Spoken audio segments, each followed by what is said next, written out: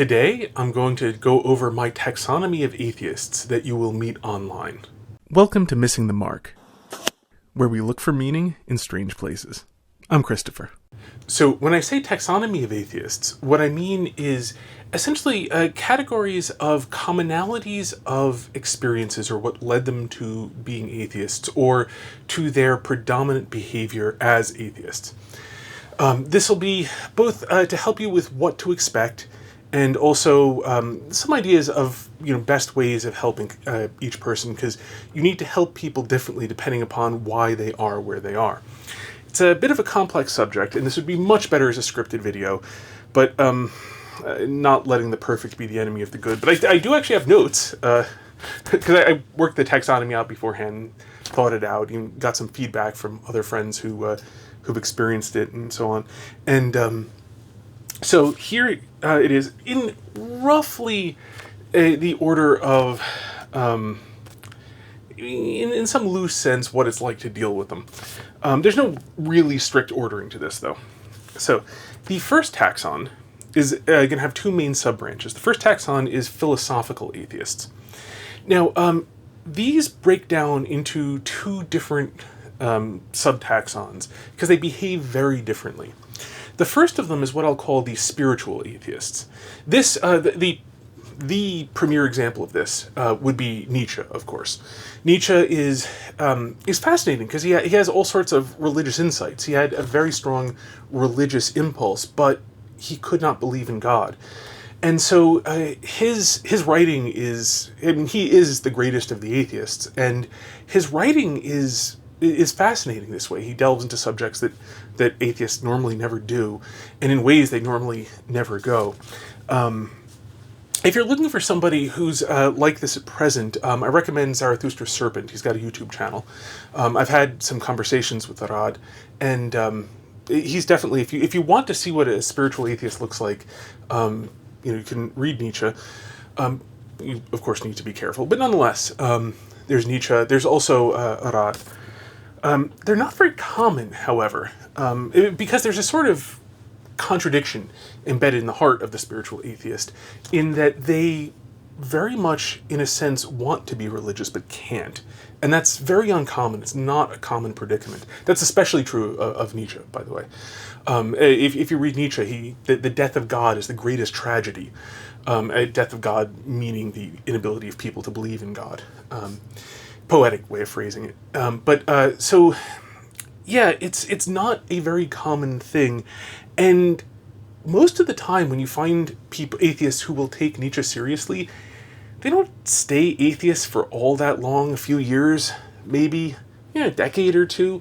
But compared to with modern technology and so on, the average human lifespan, they just don't stay atheists for all that long most of the time. So they're pretty rare, but they're very interesting when you do find them, and often people actually worth talking to. Okay, then there's the second taxon, the parasitic atheists. This is in the philosophical ones. And they're parasitic in an intellectual sense because their basic problem, modern philosophers, by the way, with a capital M, is largely, though not exclusively this, postmoderns are that too. The problem here is they've come to the conclusion that truth is unknowable. It's a direct consequence of being an atheist, because if the world is not designed according to a rational idea that we are made in the image of, it would be obviously impossible for us to rationally understand it because it's not rationally created. And so, so obviously it's pretty straightforward. It normally doesn't take that form. It normally takes the form of simply asking, can we be certain of anything? And the answer is obviously not, because, whether you want to go with dreams or hallucinations, or the problem is the only way to prove that we can actually know anything is using the very own instrument. So if you're calling that instrument our own minds into question, then obviously we have no way of being certain of knowledge. Variants like that. That's more or less how people actually get to the inevitable conclusion.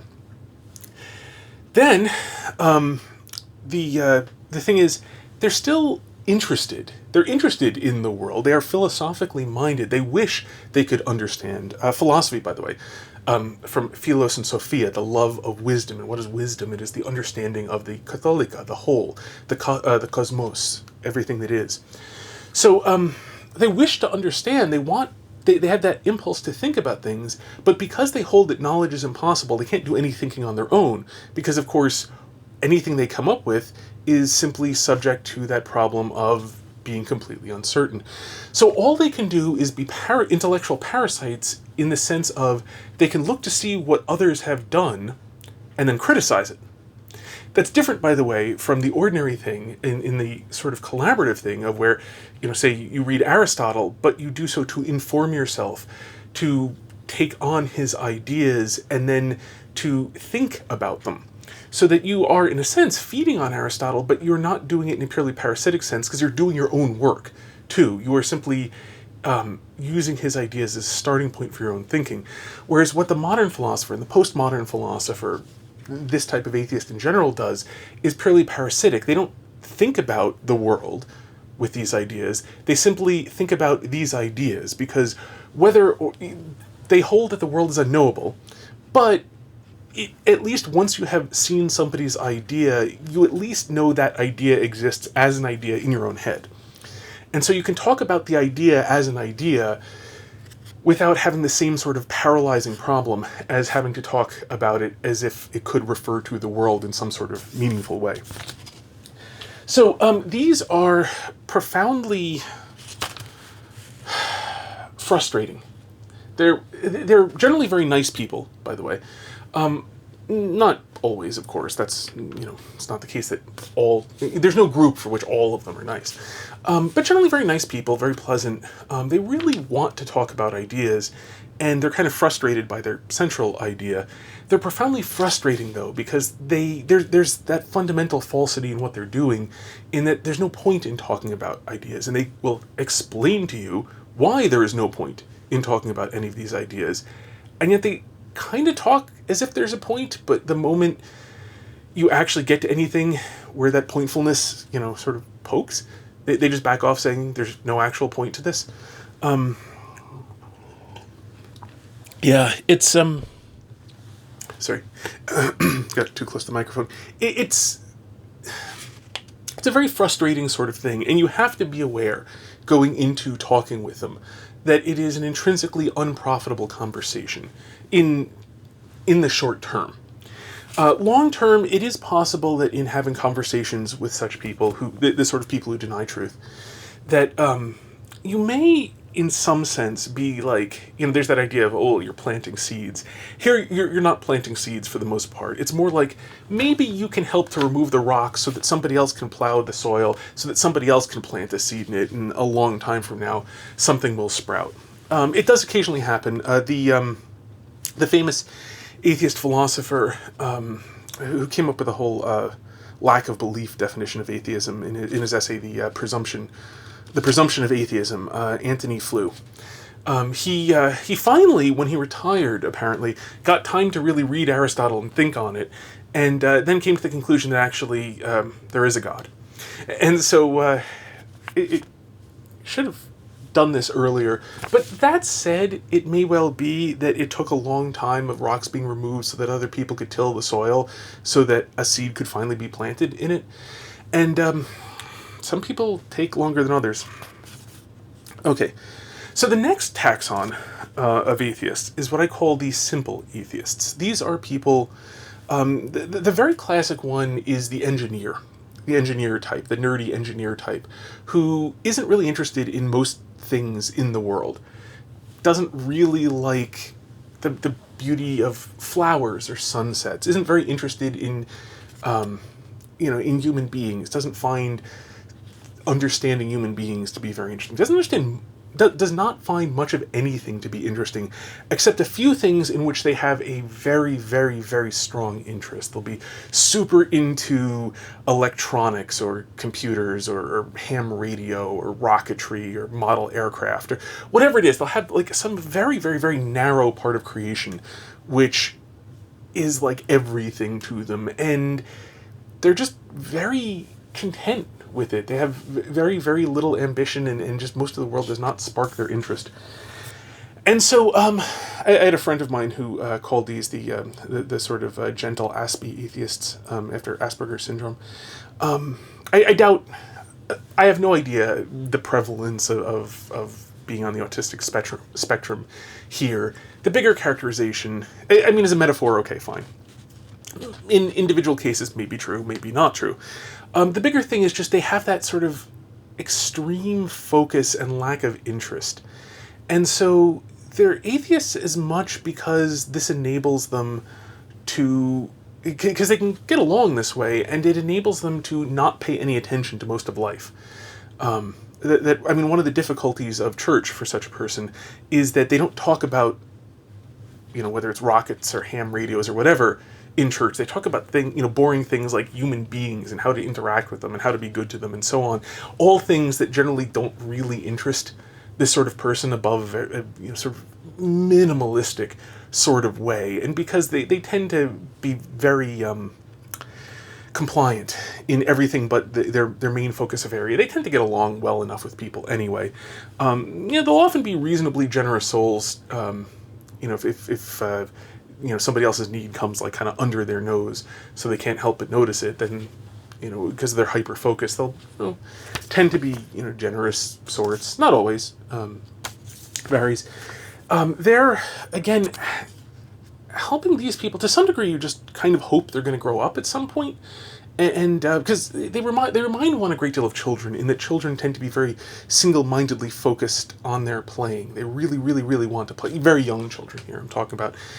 And then their interests broaden over time as they start to notice the world around them, and as they learn, they can learn more, and as they learn more, they can learn even more, and so on. And so they sort of grow into being a fuller human being who pays attention to the full world around them. So to some degree, you kind of hope that's going to start to happen at some point. And in service of that, the way I would generally tend to want to help this sort of atheist would be, as much as possible, exposing them to those sorts of good and interesting things outside of their very narrow areas, and helping them to take those sort of small baby steps in noticing creation more fully than their tiny little areas. Never denigrating the good that they do actually see. It's a general rule whenever you're dealing with people, is don't denigrate the good they actually can see. Just try to help them to see more good than just their narrow little focus. So that's on simple atheists. Again, I suspect it's one of those things that takes a very long time, because it's a very slow process of them finding other things interesting, and broadening their interest until they start really paying attention, and having to think about things other than their tiny focus is not so painful to them. Okay, so the next taxon is what I call cultural atheists. These are people who just get along. They just do what is culturally expected of them. They were raised in a certain way, and so they do that thing, and whatever that thing is, that's what they're going to do, because that's how they're raised, and that's what everyone around them is doing. This is very much to mix a metaphor, the rabbit who follows the herd. I prefer mixed metaphors to straight metaphors when I'm referencing famous ones, or well-known ones, rather. Anyway, these are the ones I have no idea what to do with. I mean, to some degree, what these people need is courage more than anything else.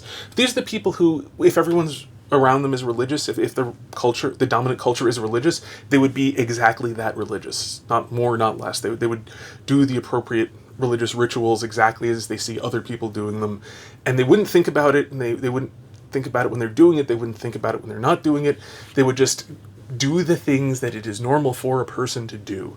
In the same way, you see that same thing when people, for example, you go to school, you get decent grades, you go to college, you get a good job, you marry somebody, you have kids, you watch lots of television, and that's what life is. Everyone I can see around me is doing that, so that's what I'm going to do. And that one, I don't know. This one, I don't relate to it very well. I've tended... I like people a lot, but I tend to be very solitary by nature. I'm content being on my own. I think about the stuff. I need reasons to be doing the things that I'm doing. Just because other people are doing them does not really impress me. This is not good. I'm not describing good or bad, by the way, just as in terms of like, what are the base level impulses that you then have to, as a rational creature, use in order to try to be virtuous. I just have a very different set of base level impulses from this, and I have a very hard time placing myself imaginatively into that sort of mindset. I'm probably not even describing it very accurately because it is so foreign to me. So I can't really say very much more about this. I don't know. I mean, I kind of, in terms of how do you help such a person, I kind of assume that it's, you try to share things that might awaken thinking, explain to them the reasons for the things that they're doing so that they're more consciously doing these things and can therefore more consciously choose why to do other things in the case where there are actually good reasons for what they're doing, and where there aren't, I don't know. So that's the cultural atheists. They tend, the one thing, they don't tend to be very antagonistic to religious people, unless it is culturally dominant to be antagonistic to religious people, in which they will be that antagonistic to religious people.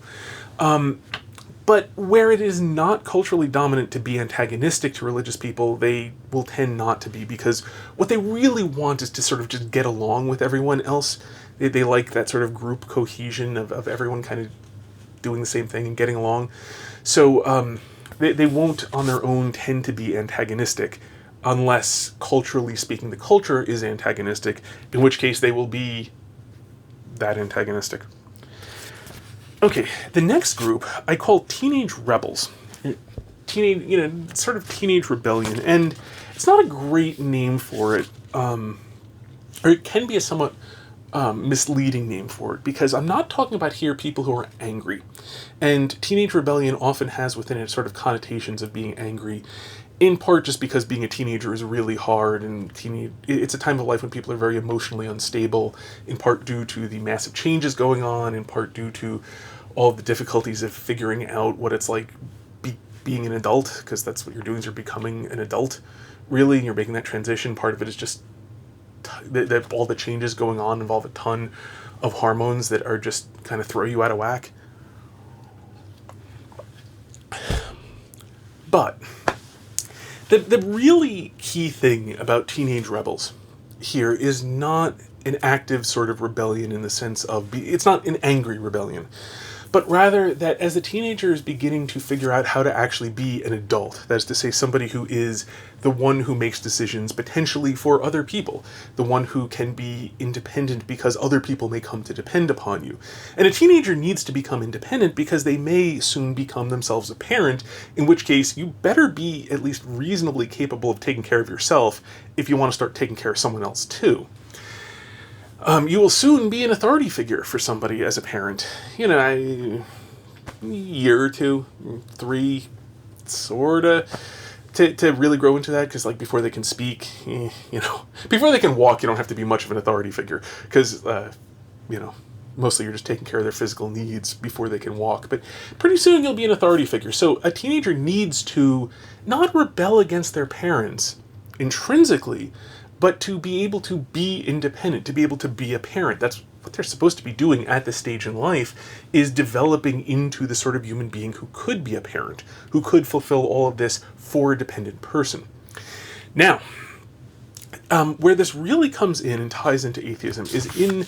So one of the things they're going to do is, it's their job at this point to, they will have gone on, up to this point, as children, they will simply be imitating what's around them. They'll be copying things. They will be learning essentially by apprenticeship.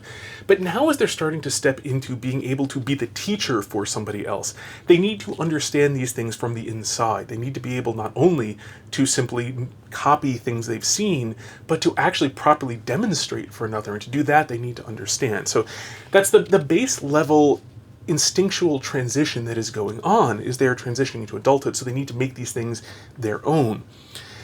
Now, the problem comes in a culture that... So we have a culture being post-Christian that values rationality to at least some degree. That's going away, and you can observe it go away, but it's still fairly often here. It's here in a lot of places still, and still, even where it's going away, there's some undercurrents, and there's an active fight as people fight against the idea of rationality and how they want to embrace irrationality. But it's here at least somewhat. Now, the problem comes in, and where this really ties it in, that stuff all brings it into a strain of atheism, when the person was raised either in an irrational religious tradition or a rational religious tradition where the parents did not understand it and did not pass on the rational aspect of it. If those did not happen, if it's either one of those religious traditions that simply straight out rejects reason, like the young earth creationism often has that sort of flavor of like, don't try to make sense of this, here is just the stuff, live according to this, don't think about it, don't understand it, just do it, is very frequently how that sort of thing is presented, which is the passing on. Either way, it's irrational. It is irrational specifically in the sense of it is denying that you should be trying to apply reason. Just follow it, don't understand it, don't think it. Now, if you were in a dominant culture, a culture that did not ever introduce the idea of being rational, of trying to rationally understand the world, this wouldn't really be a problem. Because the person wouldn't be trying to do this and then run into the contradiction. But if they have, to at least some degree, that idea that you're supposed to actually try to be rational, and then the religious upbringing they were given is irrational, and they can't figure things out for themselves. Because if a person could supply the rational element of it, think about it, come up with the rational explanations themselves, even if it wasn't given to them by their parents, they'd still be okay. But if they weren't given the rational explanation and they can't come up with a rational explanation for themselves, then as they're trying to put things together and make it their own, they will inevitably have to reject this because they can't make it their own. They can't rationally explain any of it. There's no rational explanation on offer, pardon me. And so they've got nothing. And so they will drift away from it, much in the same way as various trends that can't be explained or are merely historically conditioned that no one has an explanation for will tend to be abandoned. If you look up the history of various trends, whether it's in cooking or child raising or all sorts of stuff, various things will be popular for a while, but no one has a really good explanation for them, and then as circumstances change a little bit, they simply aren't perpetuated, and this becomes like that. Now, these are the people where, these are probably the people where rational explanations help the most. These are the people where formal apologetics, where talking to them and giving them a rational account of the world, of God and of Christianity and so on, is going to be maximally helpful to them, because their biggest problem was that they didn't have any sort of rational understanding. Now, the further away they are from this, the harder it's going to be, because the more they will accustom their lives away from it. But these are the people, really especially, that giving them rational accounts of things, helping them to see things like how their ideas of morality, why these ideas of morality that they don't really understand very well, rationally make sense based upon the actual foundations that they came from. Things like that, things explaining various stuff. If somebody has one of those problems, like, can God create a rock so big he can't lift it? This is helping that person to understand that omnipotence doesn't mean pure nonsense, but rather the ability to do what power can accomplish, is actually going to be maximally helpful to them. So that won't necessarily, merely removing the intellectual obstacles and helping it to make sense won't necessarily do anything, because there's no necessarily attached to any sort of helping people. You can help people as best you can, and then, it's on them and circumstances and so on. You're only doing as much as you can. But these are the people for whom that really is helpful. No, often these are also the people who will be most interested in it, and often most receptive to it as well, because they were curious at one time, and now finally, even though they really kind of forgot their original questions, or potentially forgot their original questions, their questions are finally being answered, and that's always very satisfying. So these are the people, if you find them as teenagers, all the better. If you can help them out as teenagers before they've, while they're still questioning and before they've rejected things as having no answers, better still by far. But even if you're encountering them later in life, these are the people for whom that sort of formal apologetics, possibly, giving them books to read and so on, are helpful. Also, relatedly, is telling them things that are giving them insights into the world and then explaining these insights in terms of their rational foundation within the world as created by God, by an act of intellect, through the divine logos, word, thought, rationality, etc., is also going to be helpful because they really want to understand the world. And so helping them to understand the world is going to be especially helpful to them, both in its own goal and understanding the foundations of that understanding. Okay, my next taxon is the angry atheists. Now, these are, there's a variety of reasons. These are frequently people who, you can loosely describe them as having daddy issues in most but not all cases. They are frequently people from either broken homes, abusive homes, profoundly neglectful homes, anything like this, something where there's basically childhood trauma involved. And they tend to, especially childhood trauma where their parents were in some measure religious. Usually their parents aren't very religious at all. And there's sort of a time period that this, there's a reason why most of the time when you find this these days, you're talking to somewhat older people, often people in their 30s, 40s, 50s, 60s. And that's because there's a sort of cultural, there's a cultural requirement. Basically, their parents had to be culturally religious to be so bad, but also, but also religious at the same time, because for the most part, the two things don't go together very well. So there's sort of a time period when they were just sort of religious because everyone was religious around them, but they themselves were abusive to their children, and some abusive, neglectful, etc. to their children. What this tends to do, and again, I'm painting with a very broad brush here. You'll find other sorts of angry atheists. This is just very common. Is they sort of had to grow up too early. They had to become their own parents, essentially. Now, they never really finished growing up in a proper sense. I'm talking underlying psychology. But to a great degree, they had to become their own parents. They had to become their own authority figures because no one was doing this for them. And so in order to survive, they had to sort of take over the role of parent. They had to understand the world because no one was explaining it to them. They had to... now, there's a secondary problem, too, especially in cases of like outright abusive homes. Where they're, bullies who picked on them, where they weren't being protected, things like this. The other problem is when you're small and there are larger, more powerful things around you that are dangerous. Approximately, and this is true throughout the animal kingdom, approximately the only way to survive is to, well, there are two. You can either be phenomenally good at hiding, or you can be extremely aggressive. Because if you are phenomenally aggressive, it is not worth it to the bigger things to pick on you, even though they probably could eventually take you in a fight. So being very aggressive or being phenomenally good at hiding. The latter just kind of... The thing is, people tend to have to do both to actually survive.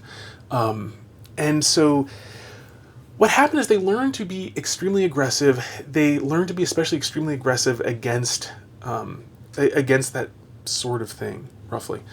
And so these people will come at you when they discover that you're religious. They're often drawn... You'll see they're not super common in a strictly absolute numerical sense, but they're very drawn to religious people who are like publicly religious on the internet, because to some degree they want to like get back to the sort of fights that they never really left as a kid.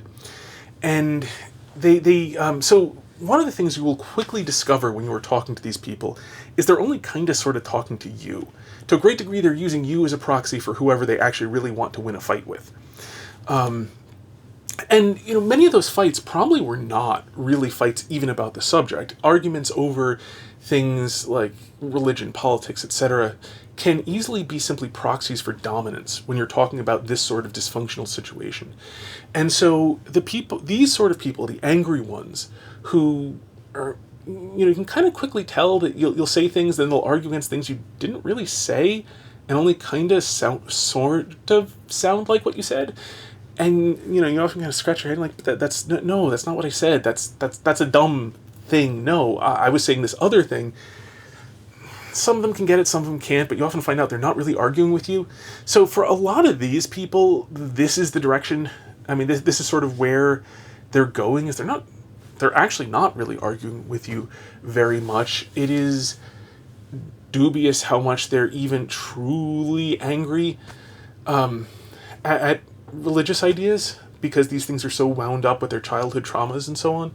So, I mean, one of the things that helps these people, of course, is just finally healing from their childhood traumas. In some cases, this can be things like finding father figures, finding parental figures who will then sort of help them to finish growing up in a way. That sometimes can be helpful to people. Various things that along those lines where they start to figure out like all the various problems in their life that they're causing, and this can help them. So here, over the internet, I'm very dubious that there's much one can do for them. What's even worse, by the way, is some of these people, by the way, how they look for father figures, is they want somebody who will stand up to them. Because one of the things a father will do with his children is he doesn't let them push him around. A father is gentle, a father is loving, a father is understanding, but a father is not someone you can push around as a child. When something is wrong, a father will tell you and stand by it, and you can yell and scream and wail, and a father is going to tell you, like, it's still true. It is still dangerous. It doesn't matter how much you really want to stick your hand on the hot stove, it will burn you. And so, I'm not saying mothers don't too. They're subtle differences here, but so they kind of never had anybody who stood up to them, because that's remarkably different from an abusive parent who just wants you to stop, who doesn't want to deal with it, who does not have the patience to stand up. So what does the abusive parent do? The abusive parent attempts to hurt the child in some fashion, tries to intimidate them, scare them, hurt them, anything to make them stop, because the parent actually cannot endure what the child is doing.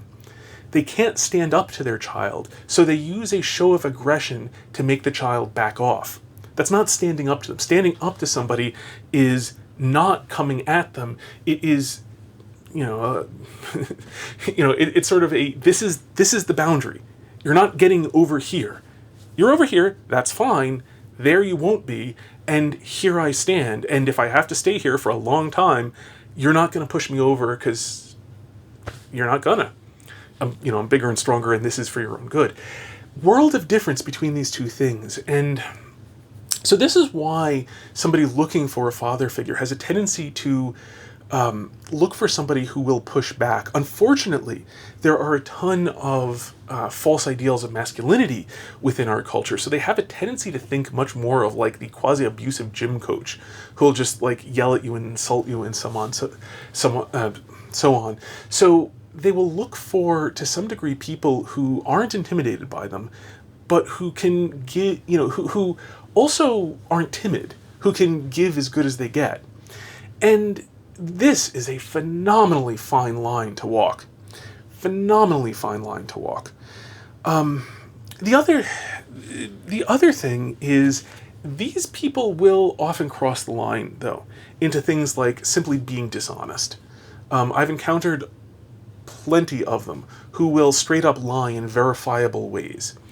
And to some degree, as far as I can tell, like when they're telling you that they've done things that they can't do, and you look through do things they haven't done. Like, I said this, and you look through all the stuff, and like, it clearly is not there, and you say, like, I can't find it. Show it to me. And they just ignore you and plow on. Other things where they will lie in various fashions, that to some degree, I'm pretty sure they're looking to be called out on it. And they will be very unpleasant, verbally abusive. And so it's a very difficult line to walk, to show that you're not intimidated, to call them out on it, but to do so from a place of love, to do so in a place where you are not being abusive. The other problem is these people often make life miserable for everyone around them. They will attempt to shut down any sort of real discussion. They will get in the way of helping anyone but themselves. And so sometimes, too, these are the people where, unfortunately, you just need to do things like ban them, go to places where they aren't, etc., because they can be extremely, to use the modern term, toxic. And so you have to balance out helping them against helping other people as well. So you never want to back down. You're never going to win them over by being nice. You may possibly win them over by being very firm, gentle, but very firm, and not showing any backing down and not showing any... Also, what does not work in the slightest with them is trying to be nice to win them over. That feels to them like weakness. That's the opposite of what they're looking for. They don't want someone who can't stand up to their verbal abuse. And so they also, being nice to them is often counterproductive as well, which really, really puts you in a terrible position. Especially if this is like in company. These are the sort of people who would be absolute best, if at all possible, to deal with like directly one-on-one with no audience, because audience is the other thing, will tend to trigger various sort of shame responses and other stuff, whereas talking one-on-one, you're more likely to be able to talk to the actual person and not to them maintaining their, trying to save face for those around them. These will blend into my 7th taxon. This is taxon number 5. Another taxon who is similar to the angry atheist, but in many of their habits, but come from a very different place, is what I call the anti-natural atheists. These are the atheists who dislike human nature, who want human nature to be something other than it is. And so the problem is, if God made us, God therefore gives us a nature in the the standard terminology of existentialists. They really want existence to precede essence. That is to say, I exist, and then I can determine what I am. But unfortunately for them, fortunately for reality, if God exists, God created the world according to a rational plan, essence precedes existence. Our nature precedes our having existence, or existence being joined to our nature. And so, here, the problem is... So, the only actual possibility for happiness is if God gives to us a human nature according to a rational plan. This is why, incidentally, if you look at the existentialists, like Sartre, for example, who said that hell is other people, it's because other people, like the gaze of the other, hell is other people because they can look at you, they have the gaze. The gaze of the other reinforces to you, or reminds you that you are not God, because there is another rational intellect that exists in the world. You are not alone. The world is not constructed solely according to your idea. And so you are clearly then in hell because you're not united with God, because you're not God and you're obviously not united with God. And so that you really are, in a strictly technical sense, there. In hell being separation from God. So these people also tend to be extremely angry, but because they are embarking on an intrinsically frustrated project.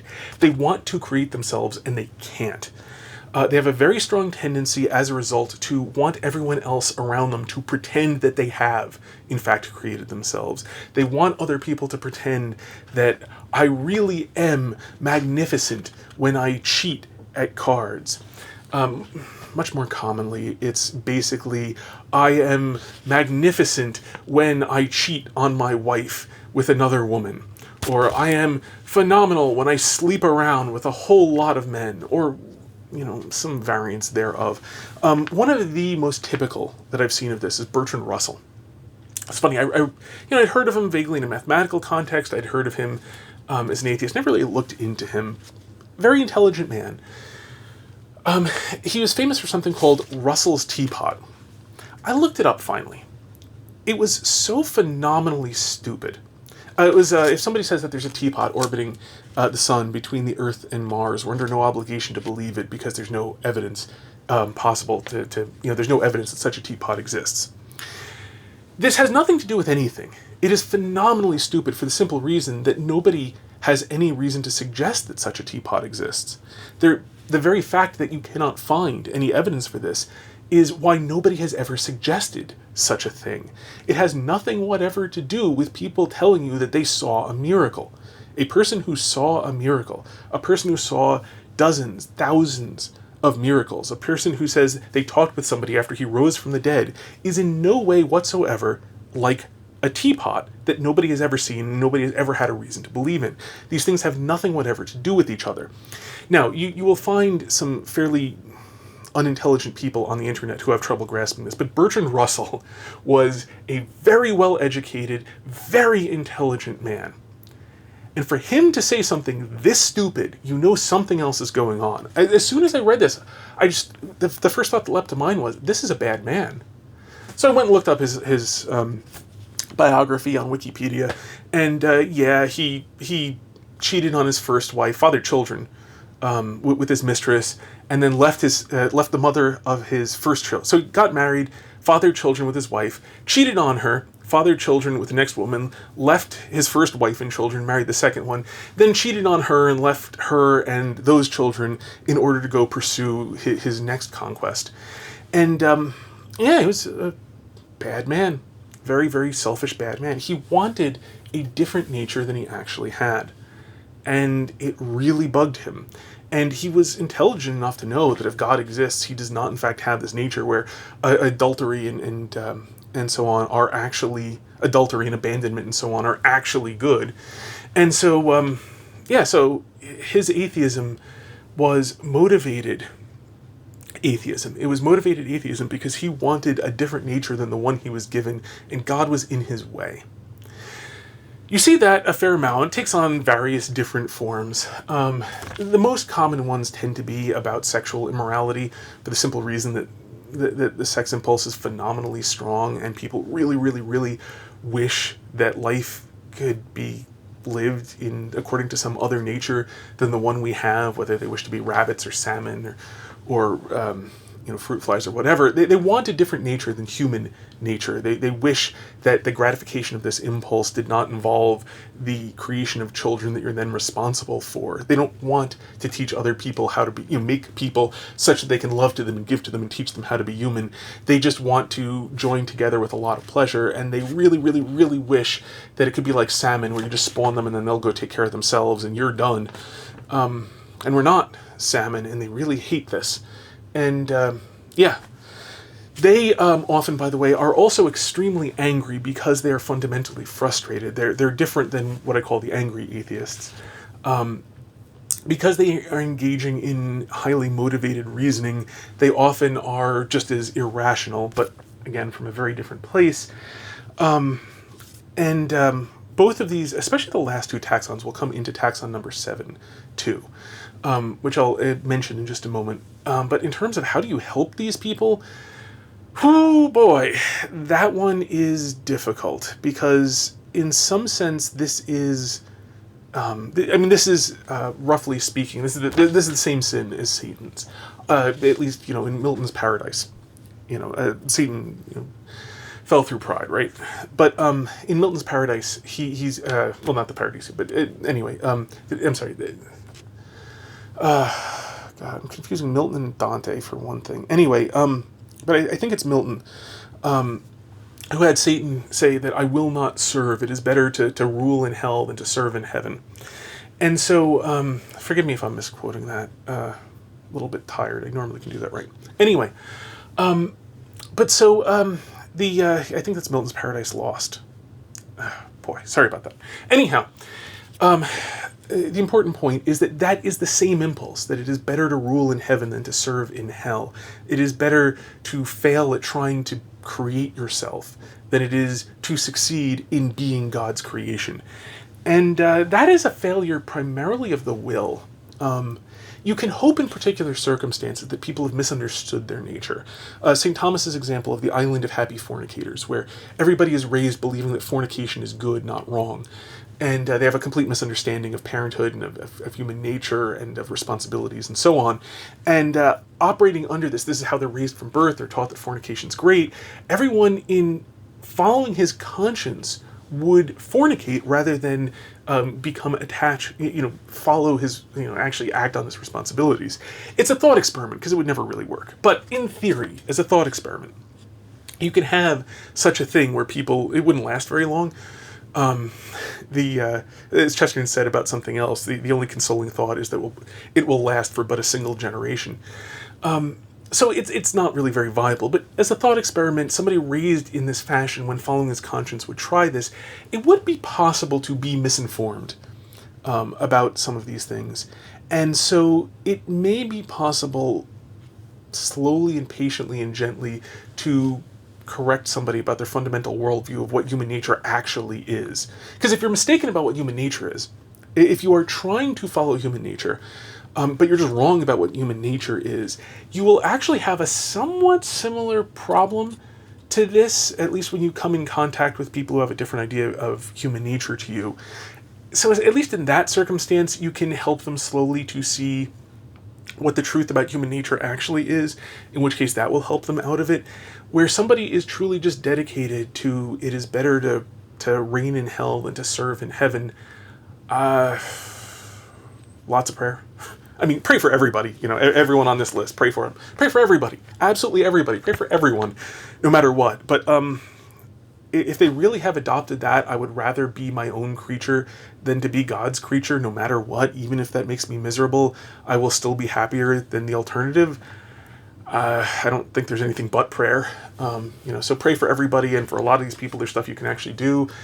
If that's the person you're encountering, I don't think there's anything but praying for them to do. And, this comes into the category of, fortunately, for men it is impossible, but for God all things are possible. So, Okay, and then the final taxon that you encounter, especially, and this is especially an online taxon, are what I call cult atheists. Cult atheists, now this is not to say that atheism is one large cult, as if there's like one compound somewhere and like they all actually live on it. It's nothing like that. The thing about cults is cults are normally very small, and the Gnostic cults back in the 1st and 2nd century are actually, I think, very instructive here, because what they really were, the Gnostic cults were a network of cults.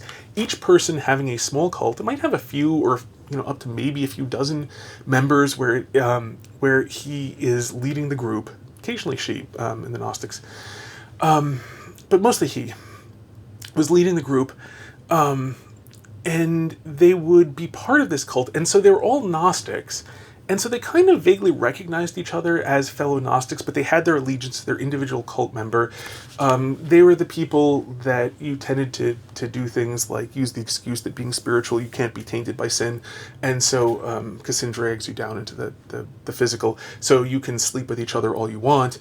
You tend to keep that within the closed groups, and so on. I think they didn't tend to like move on to compounds. Like the whole cult being everyone moves onto a compound thing is...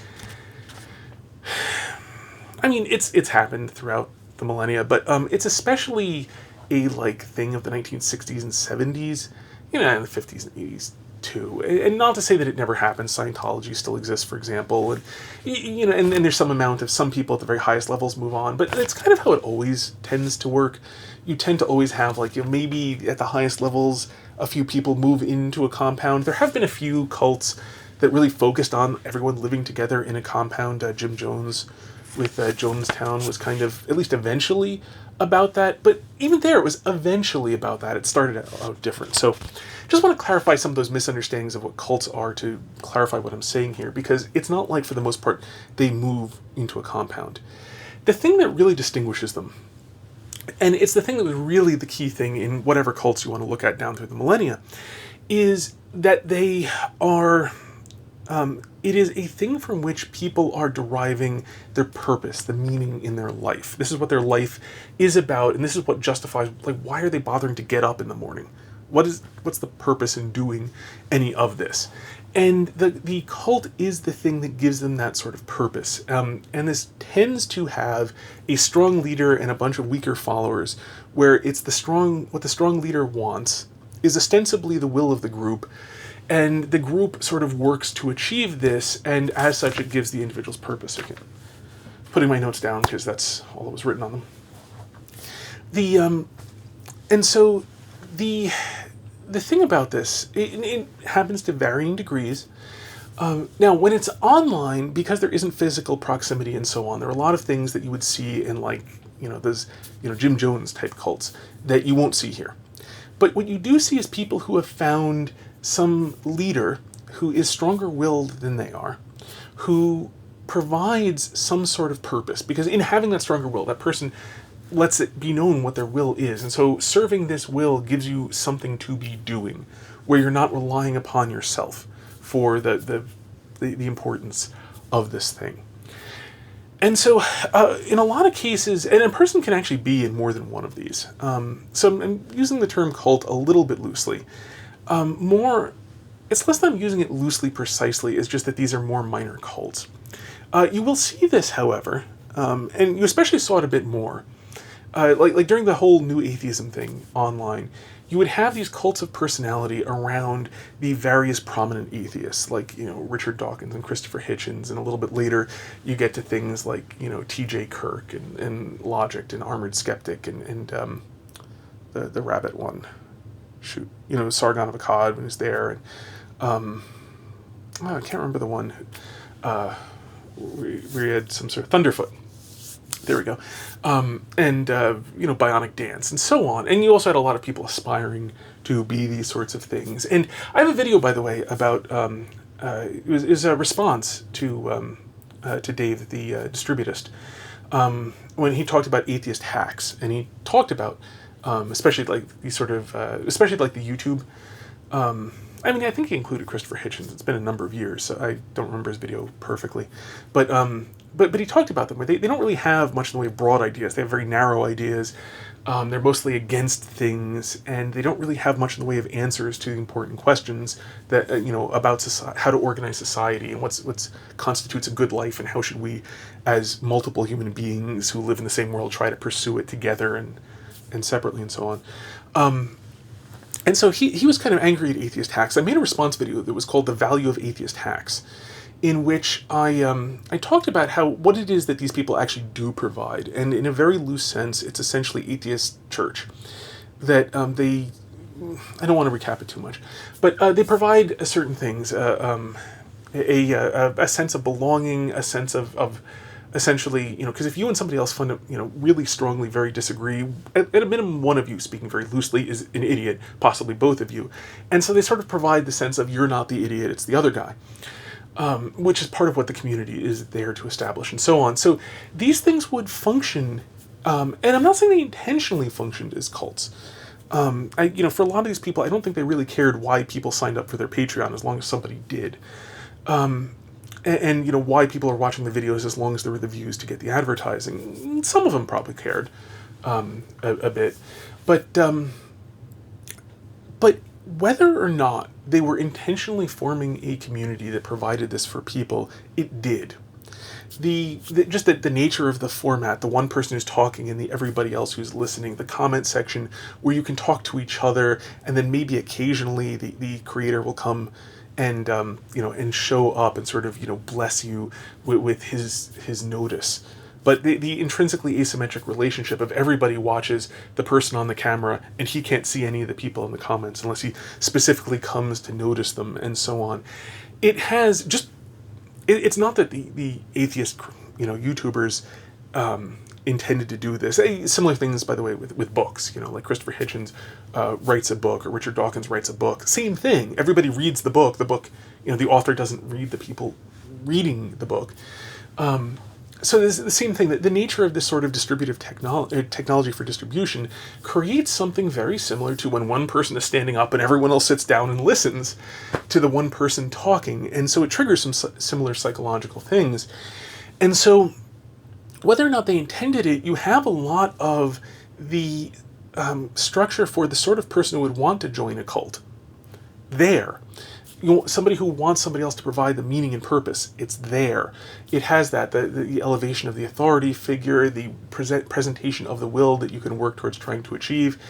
Now these people are especially, these are people you especially will see showing up in the, in comment sections, finding you on Twitter and so on, who, if you're explicitly religious, who really come in, many of them wanting to do combat, because they I think that's, in a particular expression of it, something a little bit unique to that whole new atheist phenomenon, especially because there were these very famous debates, like between Christopher Hitchens and a variety of sober people, and there were other debates as well. Hitchens was, I think, he had a beautiful voice and was very entertaining, especially when drunk, which was all the time. So he was a very amusing drunk, and so he was very entertaining to watch. He had, as I said, a beautiful voice, and so like those really captured people's attention. There were a lot of other debates that went on as people were kind of imitating this.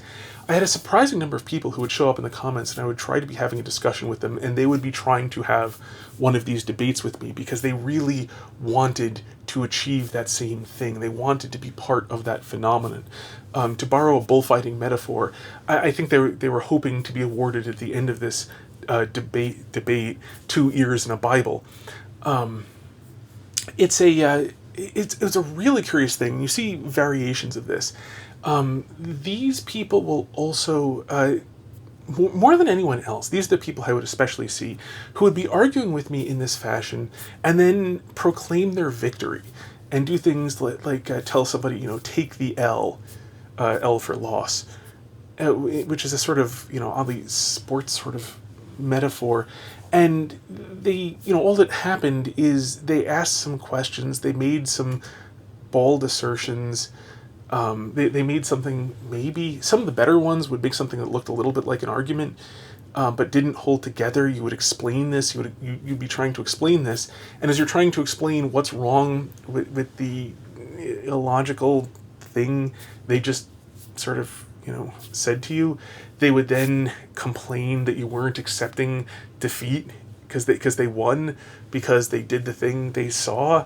They imitated it. It was some really, really weird things. And I think that aspect of it is probably transitory. I mean, it still shows up every now and again. I still occasionally run into people who seem to think that there's some sort of contest with rules going on such that they can cite the rule that showed that, like, they won that volley. Like if you're playing ping pong, you can show, like, the rules say that the ball has to hit here. And clearly, if you look at the instant replay in the video, it didn't, so I won that round. So just accept that I won that point and let's move on. And really, really deeply strange if you think you're actually having a conversation. It's also... these are also the people I suspect they don't at all mind being dishonest. It's not really... It varies. Again, there's, within this, it varies. But they especially don't mind in front of others. They're especially likely to declare victory in front of others, like where they think other people can see them. They're especially likely to do this because they also use this sort of activity as a group bonding activity. They will also use, like, praising their favorite leader.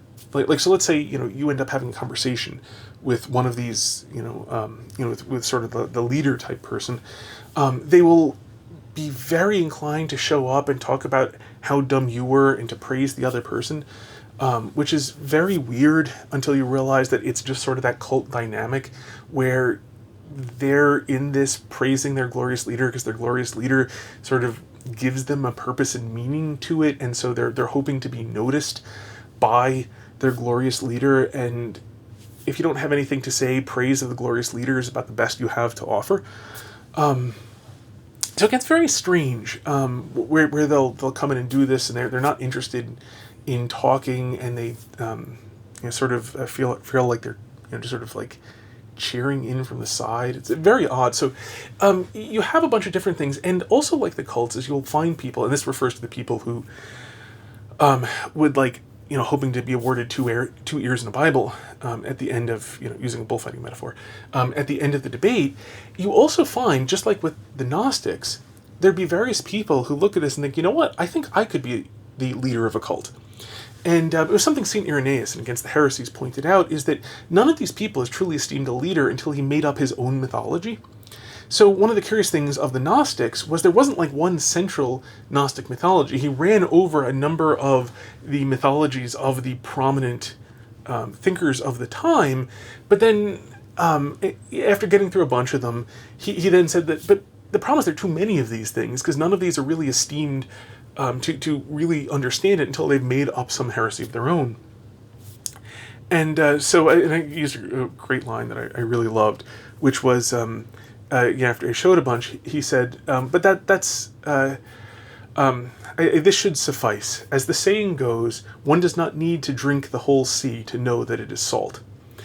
And I love that metaphor. I love sayings like that from other cultures. And this one coming from the 2nd century Mediterranean. And if you've ever gotten seawater in your mouth, oh boy, do you not need to drink very much of it at all to know how salty it is. It is astonishingly salty stuff. And so, yeah, I love that metaphor. It's just a very vivid metaphor. But so the point being, in like manner, you will find a lot of people who are sort of dipping their toes into trying to become one of these cult leaders themselves. There's actually, I don't know if it's still on YouTube or not, there's a really funny video by, oh shoot, I don't remember his name. He's English. He wasn't really, he didn't do the online atheism thing. He tended to be associated with people like Sargon and Thunderfoot and so on. And these days he's very anti-YouTube, for understandable reasons. And I think he's stopping because of the taxation stuff. I wish I could remember his name. If I can remember it, I'll try to put a link in the description. But he made a video all about people starting YouTube channels and doing things like, just like taking a cartoon character and then taking a copyrighted picture of a suit and just cutting that out and using it without permission. And because a suit looks really good, and then merging the cartoon character and then some like pretend animation in the background, and then he talked about logic and raisins, and he really did a good job making fun of people who attempted to become cookie cutter copies of the YouTube atheists that they saw, and in that sense of the cult leaders that they saw. Because of course, and if you look at them, almost all of them, they don't tend to, they would tend to be aware of their community. They would celebrate their community. And now, I don't want to get too far into this. It's the technical term for it is parasocial relationships. That there's an intrinsic danger anytime you have a recording medium where one person is broadcast to many people, and there's this asymmetry where people see one person but they don't see out, of feeling like, because you actually are learning about a person as they talk and move and so on, and so you learn about them and you feel like you know them, but they don't know you at all, because the viewing only goes in one direction when you have that sort of medium. And so there's a real danger to it. Where you get those sort of YouTube things about where people talk about like, oh, I love you guys so much. Thank you for all of your support. It means so much to me. And it really is so wonderful. I love you guys so much. All of that stuff is, by the way, tons of YouTubers do that. And I do believe that it is truly genuine for most of them, at least, maybe all of them. But it's also very dangerous because it's very much encouraging that sort of parasocial relationship. And the danger to parasocial relationships is that they can displace real relationships. You can feel like you have a friend in a person who has never met you. And there is a real sense in which you do. Okay, so like I want to be clear. Parasocial relationships are not entirely fake. There is a sense, when you read St. Augustine's Confessions, despite the fact that the man died about 1600 years ago, that you are actually meeting St. Augustine when you read it. The book it's so well written that the space between your mind and his is so small. There's so little space between your mind and his when you read this. It is such a masterful work of fiction, such a masterful presentation of humanity and looking at his humanity for the purpose of helping everybody else to look at theirs, to understand and to be this sort of gift to others, using himself as an example. And there is a real sense in which you do in fact have a relationship with him. He did this as a gift, and there is a real sense when you receive this gift, you do have a relationship with him. It is not the same relationship you have with an actual friend that you talk to and they talk back, and the two of you hear each other and the two of you speak to each other. It's not that kind of relationship. It is a real relationship. And in like manner, those parasocial relationships with a character, well, characters on television are weird because they're fictional. And that's even worse. But you want to work it out. You can work out exactly what's really going on, such that there is still some aspect of reality to it, although it's in the mind of the creator and the shared mind of other people you talk to about the character, etc. But the key point is that it's not that parasocial relationships are completely fake, because they're not. There is a reality to them. There is an actual value there.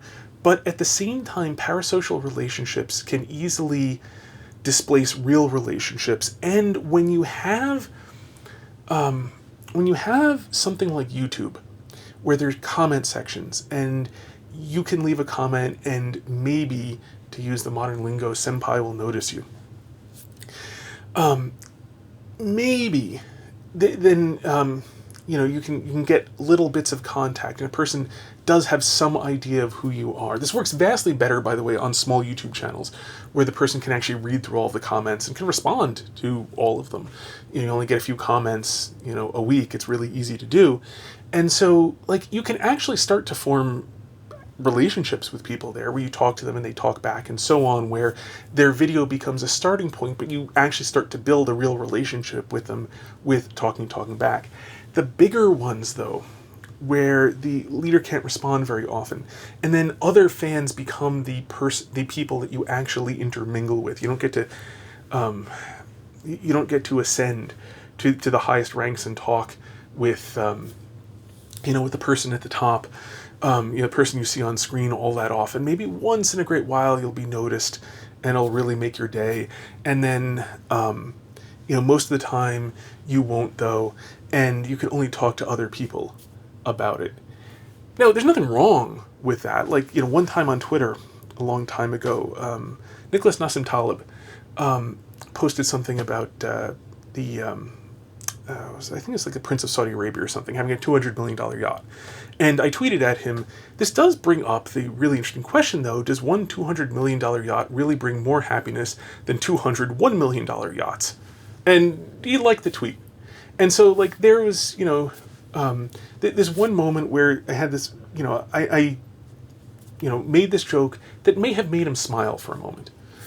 And, that's it. I've talked about some of Taleb's ideas with a friend of mine who also finds Taleb interesting. And, I don't want to overstate it. I've only, I've read, 2 of his books or something like that. I don't even follow him on Twitter anymore these days.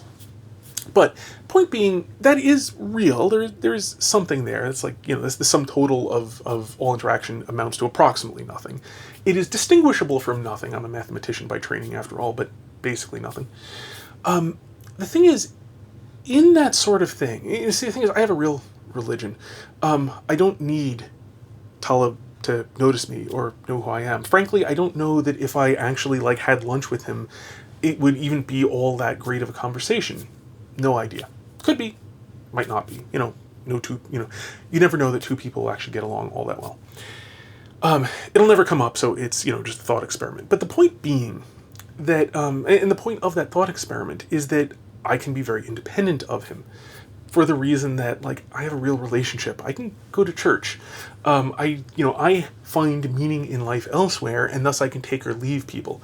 For people who can't, they need people, and thus you can get into this where other people, at least somebody is talking to you, in the comments when you're talking to the creator, and maybe they only notice you, a few, handful of times in your life, but that, each moment is sort of amazing in its own, and you can at least talk to other people, some of whom may have talked to the creator, so you get sort of a referred thing to the meaning and purpose that you're seeking. That sort of parasocial relationship, it fulfills the exact same things as a cult. You're trying to fill your life with meaning that you're getting from somebody else. So, in terms of, and that's the various things I described to are why you find this. People can get into this from any of the previous taxons. I tend to find they do come into this taxon from the previous ones, primarily by way of taxons 5 and 6, the angry atheist and the anti-naturalist. That these two are especially where people tend to come into the cult atheist from. They can come from others, almost never The very rarely the philosophical ones, just because they never have anything resembling a good conversation in a cult. That's basically the one thing you will not find if you're philosophically minded. So they won't come from the first taxon of philosophical atheists, no matter which one they're in there. Also, they won't come from, typically speaking, they won't come from just the cultural atheist, because they don't. They can. They can. Not typically just because the typical ones are just following their culture, but they can come from there. They're the sort of people that often were recruited into like your more classic cults, like a Jonestown and the Moonies and those sorts of people. Of those sort of cults. The sort where you actually might even move onto the compound. The simple atheists you generally will never see here, because to some degree they're atheists to not have to deal with any of this stuff. They find the purpose in their life from something simple like whether it's collecting butterflies or building rockets, model rockets, or electronics or whatever. Like they already find their purpose in some hobby essentially, and so they don't need a cult sort of thing, and they tend not to even understand it. They tend not even to be able to sympathetically imagine why anyone would be in such a thing, or why they do stuff like this. So Teenage Rebellion might fall into this. That's definitely a possibility. It's not like one of the main funnels to it. And so, or you know what? Okay, no, I did get them all. Okay. So yeah, it's really 5 and 6. The angry atheist is especially vulnerable to that, and the anti-naturalist. So it informs, the reason I bring that up is it informs how you might help them. Now, one of the difficult things is that being part of this, there is just a phenomenally strong attraction to the cult-like thing the cult-like thing they're in, whatever exactly you want to call it, to the general purpose. Oh, they may move between individual ones. So, like, you might be like a super fan of T.J. Kirk for a while, but then like you find you actually like better Logic or something, and then maybe you might move on to Bionic Dance back when she was doing this sort of thing, and then back to Logic again. So like in the same way, people within the Gnostic cults might drift from one cult to another, because the problem is there's always starting new things comes with its own psychological benefit, its own feeling of, people like that you're joining. You get that feeling of meeting new people, of the idea of promise, that like maybe this really is the thing. Eventually reality settles in, nothing can stay new forever. And so hopping around between them is the sort of thing that can bring with it that sort of novelty again. So that sort of hopping is also fairly common. And so in terms of how you help these people, again, it's going to depend in part on how they came to it. It's going to depend in part, sort of on their background. A lot of it is you're probably not helping them right away, because by the time you've gotten here, you've got a lot of problems. So there's a lot of stuff you're going to have to fix before you're going to be doing better. The one thing I will say is that there is a little bit of a benefit here in that the people will at least engage, so you have the possibility of not necessarily planting seeds, but maybe putting seeds around such that when somebody, finally manages to, you might remove a few rocks, you might be able to, like, plant some seeds such that, like, when somebody actually tills the soil, a seed might fall in, to use a sort of gardening metaphor there. It's a thing you really want to be very careful of, by the way, because there are a number of things that they'll do that really serve no actual useful purpose whatsoever. Probably one of the biggest is trying to bait you. These are the people who will try to get you angry, to try to get you like mad at them, so that you will do something in public that they can then point to and say, like, oh, look at how bad you are. Anyone can do such a thing, but that, in terms of like the stuff I've seen and the sort of like people trying to be intentionally provocative, it's mostly been that sort of cult member type. that does it. It's because they have an actual explicit purpose to it. There's a reason why they want to do it. The mere act of provoking you to say, "Oh, look at how bad, the Christian is its own reward, because its purpose is its explicit audience is essentially just other cult members. It's also, to some degree, it's a little bit like a debating technique, which is the other thing. That since they often tend to treat these things as like combat, that it's a little bit like a feint that gets somebody to attack and overreach. So, within a fighting context, there's the idea of, a person's, throwing punches, but they're staying on their balance, and so they have the ability to dodge as is necessary. But if they really commit to something, and then, only have so much, really commit to something, now, with their weight being so far forward, it's going to take them a while to shift it back. They have nothing to push off of in order to get away. So if you can get somebody to overcommit, now you have the ability to attack them where they can't dodge nearly so well. That's a thing in like actual fights.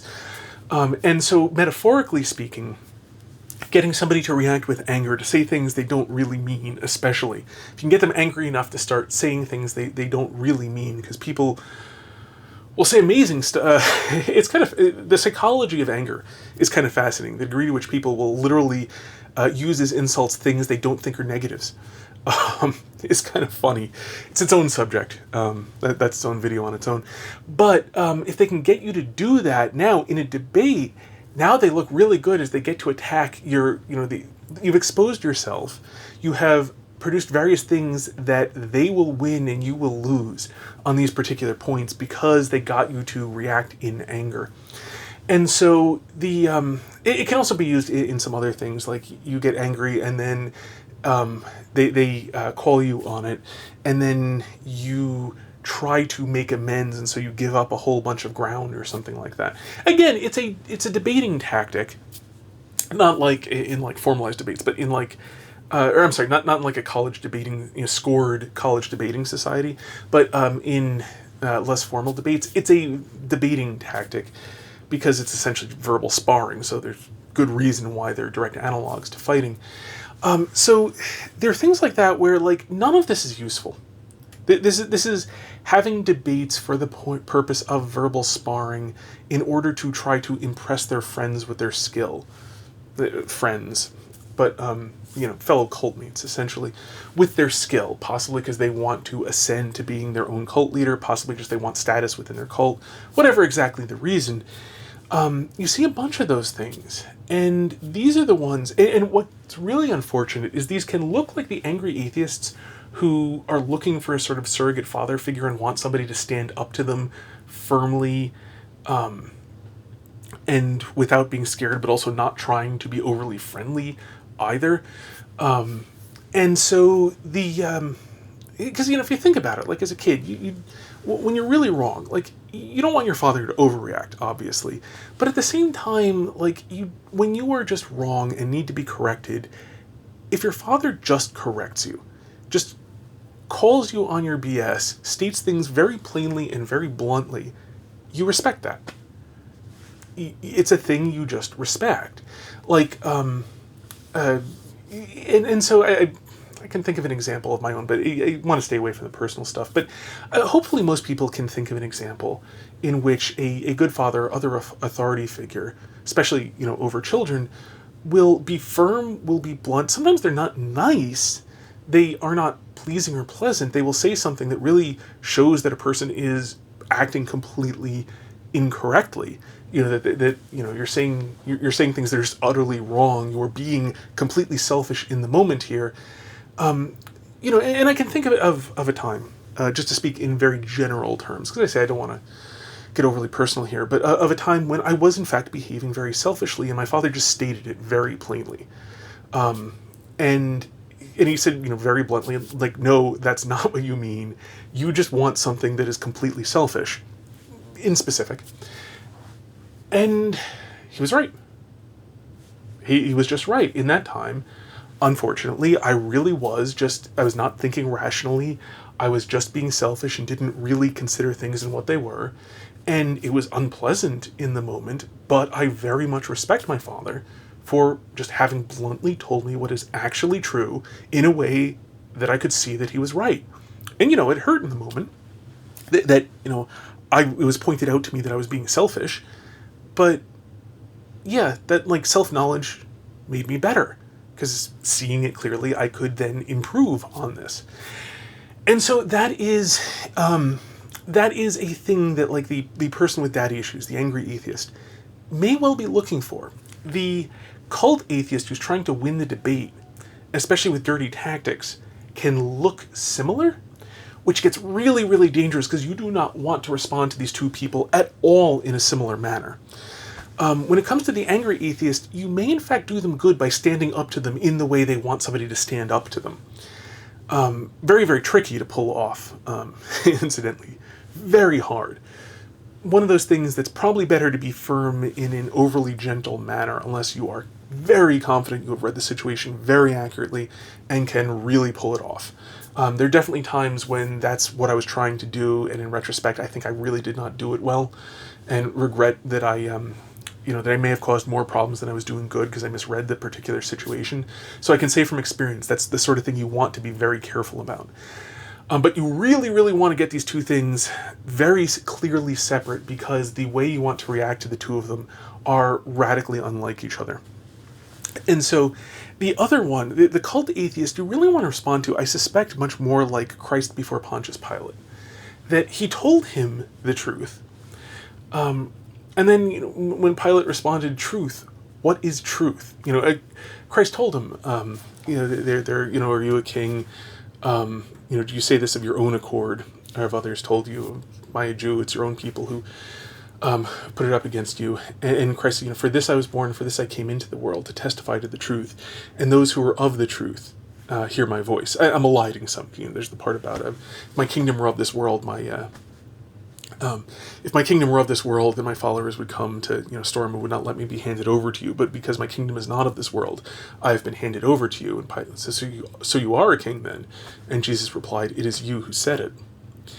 And then later on, sort of the thing that basically ended it was that when Christ told him, for this I was born and for this I came into the world, to testify to the truth.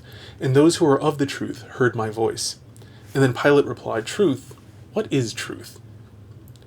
And then Jesus didn't say anything anymore. And it amazed Pilate, because he talked to him, and Jesus didn't respond. And Pilate was amazed. Said, don't you realize I have the power to crucify you and the power to let you go? Now, Jesus did actually respond at that point, and said, you would not have this power over me unless it was given to you by another. So it wasn't completely silent. There were some things that he said, but to a great degree, and then he didn't talk again, basically after that. So he responded to Pilate when there was something useful to be said. And what may be noted, because it's been written down, there were other people there who saw it, who saw what Christ said. And the benefit of this is really, so far as I can tell, not for Pontius Pilate. Pontius Pilate was a very, very bad man, incidentally. There are some traditions that try to make him out as a good man. There's even one tradition that he actually repented later and became a saint. And, sure hope it's true. But that's not where the weight of evidence is historically. Pontius Pilate was a very bad man, brutal by even Roman standards, which is saying quite a lot. And so here, and the analogy being that this is not a man who's going to ask you truth, what is truth, is not a man who's going to benefit very much from what you're saying. But there were witnesses, and so when Pilate was saying something that there's no point in responding to, Christ was silent. And when Pilate said something where a response could be useful to someone who might hear it, that's when Christ spoke. And so I think that is a generally good guideline for dealing with those sort of cult atheists, where really what's going on for them is a performance. I'm saying when they are doing this sort of thing, which is a performance. That's not saying that the only thing they do is a performance. Just a surprisingly a lot of it online. That probably the thing to do is in that same measure, to the degree that they are To the degree that they are doing something public, then you respond in a way that might benefit somebody listening. And where there is nothing of benefit to somebody listening, to say the best thing to do there is simply to be silent with them. Because what they're doing is fundamentally useless. A performance is not, performance of this kind is not valuable to anybody. They have bad motives and they're pursuing it with means that don't do anyone any good. And so I think this, my conclusion over having dealt with this a whole bunch, and it's granted a somewhat diminishing phenomenon, the Richard Dawkins cult, the Richard Dawkins Foundation for Reason and Science, merged in, it was bought out. It merged into the Center for Inquiry. I don't know if it was literally bought out or what, but there's some consolidation going on. Consolidation is not the sign of a growing industry. Anyhow, point being that I think that here you're probably not able to help the person. Pray for them, of course, because pray for everybody. And beyond that, it's mostly about managing it for the sake of whoever might be responding. And by the way, just a side note to bear in mind is that if you're ever having a private conversation with such people, don't forget that they can screenshot it and share it. So that, you should never in any context be saying anything that you would really truly regret were it publicized. There's such thing as speaking in private amongst friends and so on, but we're not talking about people who you phenomenally trust to understand what you are saying in a way that most people would never understand and would misunderstand because you're relying on so much shared context.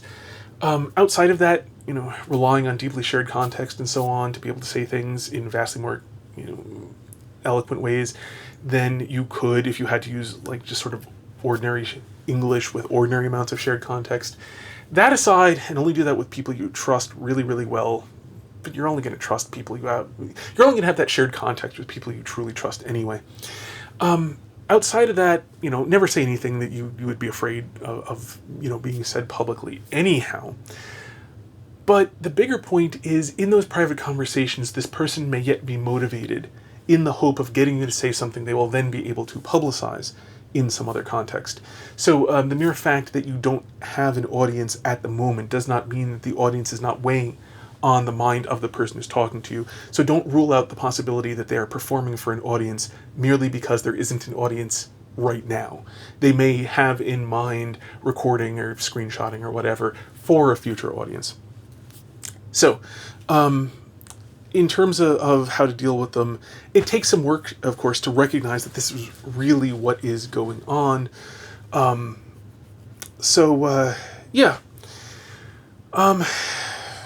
This video has been way longer than I meant it to be, and there's still a ton to be said. So I think I'm going to end this here because it really should have been a lot shorter than it was, and I really should make some other videos that are related to it rather than putting anything more into this.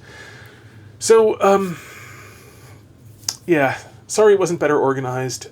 I someday, God willing, will actually make a scripted version of this, which will be much better. And until next time, may you hit everything you aim at.